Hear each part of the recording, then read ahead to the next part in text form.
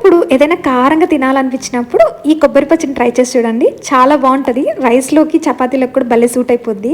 దీనికోసం నేనైతే హాఫ్ కొబ్బరిని తీసుకొని అందులోకి చిన్న పీసెస్ చేసుకొని, ఇక్కడ కొంచెం పెద్దగానే తీసుకున్నా కానీ చిన్నగా తీసుకుంటే చాలా త్వరగా అవుతుంది ప్రాసెస్.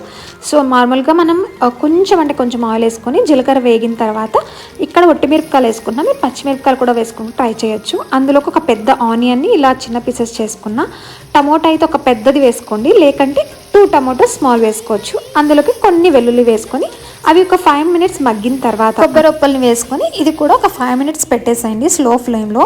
చెప్పడం మర్చిపోయా, ఇందులో ఉప్పు కూడా వేసుకోవాలి.